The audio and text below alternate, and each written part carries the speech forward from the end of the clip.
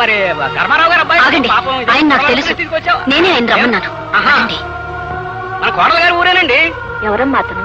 ఎవరు ఎవరు ఎవరు అని అక్కడ నలుగురు అడుగుతుంటే ఎవరని చెప్పాలి? ఎవరో చెప్తే అప్పుడే కొత్తగా కాపురానికి వచ్చిన ఆ పిల్ల బ్రతుకు ఏం కావాలి ఆలోచించారా? లేదండి, ఆలోచించలేదు. ఆలోచిస్తే ఇంత దూరం వచ్చేవాడిని కాదు. అసలు ప్రేమ మనిషిని ఆలోచించనివ్వదు. ప్రేమించినప్పుడు మనసుకు పిచ్చి పట్టిస్తుంది, ప్రేమ చెడిపోయినప్పుడు మనసుకు పిచ్చి పట్టిస్తుంది. ముందు పంతాలకు పోయి తెగదంపులు చేసుకొని ఆ తర్వాత బాధపడితే ఏం ప్రయోజనం? ప్రేయ చెప్పింది కదూ, అవును. తను పెళ్లి చేసుకోవడానికి వచ్చిన నేనేమీ పట్టించుకోలేదు అని చెప్పింది కదా. అవును. అందుకే అది కాదు అని చెప్పడానికే వచ్చాను. కాదా? ప్రియ నన్నెంత కావాలనుకుందో, ప్రియ నేనెంత కావాలనుకున్నాను నీకు తెలుసు కదా. అంటే ప్రియ పంపిన కబురు అందలేదా? అందింది. అందితే ప్రియనెందుకు కలుసుకోలేదు? మా నాన్నగారు చచ్చిపోయారు. ప్రతి విరోధానికి ఒక అపార్థం ఉంటుంది, ప్రతి ప్రేమ కథకి ఒక అడ్డుగోడ ఉంటుంది. ప్రియ తప్పు లేదు, నా తప్పు లేదు, కానీ ఇద్దరం వేరైపోయాం. పెళ్లి జరిగిపోయింది. Okay okay, marriages are made in heaven. పెళ్లిళ్ళు స్వర్గంలో జరుగుతాయంటారు, కానీ వాటి తాలూకు చావులు దహనాలు ఇక్కడే భూమి మీద జరుగుతాయి. శేఖర్ బాబు ప్లీజ్. సారీ రమాదేవి గారు, ప్రేమించిన వాళ్ళు పెళ్లిళ్ళు చేసుకోవాలని లేదు, చేసుకోలేరు కూడా. ప్రేమించిన వాళ్ళు పెళ్లిళ్ళ కంటే ఆత్మహత్యలు ఎక్కువ చేసుకుంటారు. కానీ నేను పోయేలోగా ప్రియతో ఒక్క మాట చెప్పాలి. నేనెప్పుడూ ప్రియను కాదనుకోలేదు. ఆమెను కలుసుకోవాలని, కలుసుకుని ఆమె పంపిన కబురుకు సమాధానం చెప్పాలని రాబోయి రాలేకపోయాడు. ఇది ఈ మాట ఆమెతో చెప్పాలి, అందుకే వచ్చాను. రమాదేవి గారు, స్నేహితుడు స్నేహితుడుగా విడిపోవచ్చు, కానీ విరోధిగా బ్రతకూడదు. ప్రేమికుడు ప్రేమికుడుగా విడిపోవచ్చు, కానీ మోసగాడిగా బ్రతకూడదు. అందుకే నేను మోసగాడిని కాదని చెప్పడానికే వచ్చాను. ఈ ఒక్క మాట నా మాటగా మీరు ప్రీతో చెప్పండి. రమాదేవి గారు, నేను ఇంకెవరి జీవితంలోకి వెళ్ళను. ఎవరి వెనక నీడలు రాను, ఎవరి వెనక నీడలు రారు. శేఖర్ బాబు వద్దు, ఈ స్థితిలో మీరు వెళ్ళడం అంత మంచిది కాదు. అపార్థం ఎంత భయంకరమైందో నాకు బాగా తెలుసు. ఆ అపార్థమే నన్ను, నా పిల్లల్ని నా భర్త దగ్గర నుంచి దూరం చేసింది. చూడండి, మీరు చెప్పిన మాటలు మీ నోటితో మీరే ప్రియతో చెప్పండి. చెప్పడానికి ఆమె నేను ఇక్కడికి తీసుకొస్తాను. అంతవరకు మీరు ఇక్కడే ఉండండి.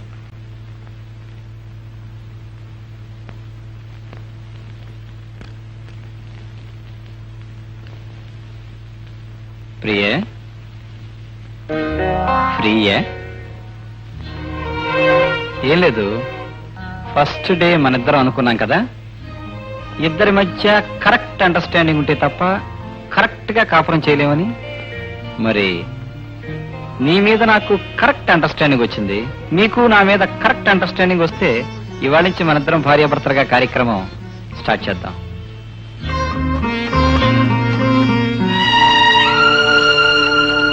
Any problem?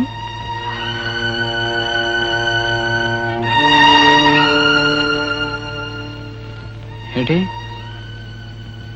ఏడుస్తున్నావా? ఏ ఒళ్ళు బాగోలేదా? మూడ్ బాగోలేదా? లేకపోతే నేను నచ్చలేదా? చూడు, నచ్చని మగవాడు బెడ్రూమ్లోకి వస్తే ఆడదానికి కళ్ళల్లోంచి నీళ్ళు వస్తాయి. Am I right? I think I am always right. That means ఇంకా నువ్వు నన్ను అండర్స్టాండ్ చేసుకోలేదన్నమాట.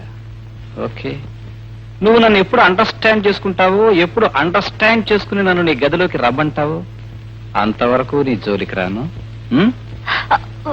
నో, నాకేం తొందర లేదు. అండర్స్టాండ్ చేసుకో, బాగా ఆలోచించుకో, తర్వాత పిలు, తప్పకుండా వస్తాను. ఆ?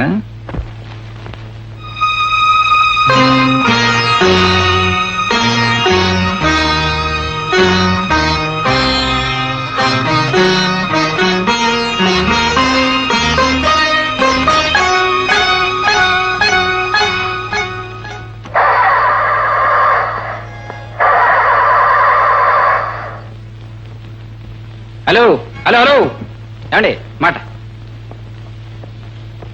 ఇఫ్ యూ డోంట్ మైండ్ కొంచెం తోస్తారా? కొంచెం ప్లీజ్, కొంచెం thank you.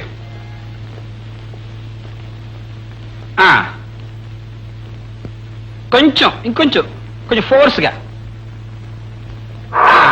Good good good. ఏమండి మాట, ఎక్కడ పెడుతున్నారు? ఇక్కడేనండి, ఆ గుడి దగ్గర. టీచర్ రామాదేవి గారెడ్డిగా? అవునండి. రండి, నేను డ్రాప్ చేస్తాను. కమాన్. నాకు తెలుసండి, మా చెల్ల కామే చెప్తుంది.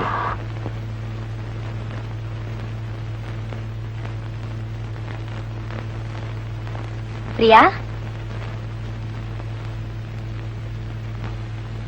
నీతో ఒక ముఖ్యమైన విషయం మాట్లాడాలి.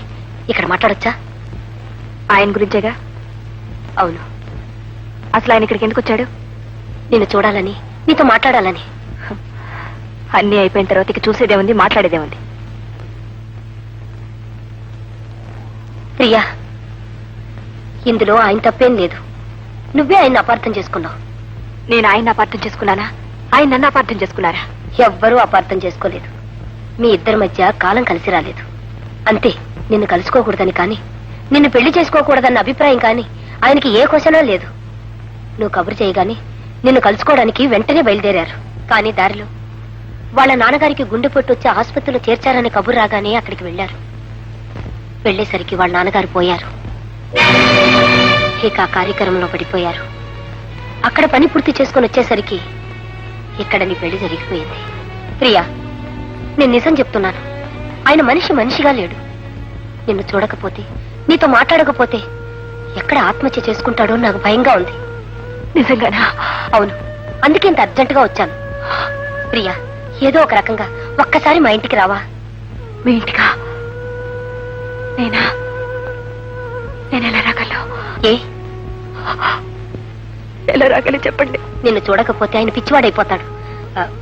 ఒక పని చేస్తాను, మీ అత్తగారితో మాట్లాడి రేపు నా పుట్టినరోజుకి ప్రియన్ మా ఇంటికి తీసుకెళ్తానని అడుగుతాను. ఒప్పుకుంటుందా?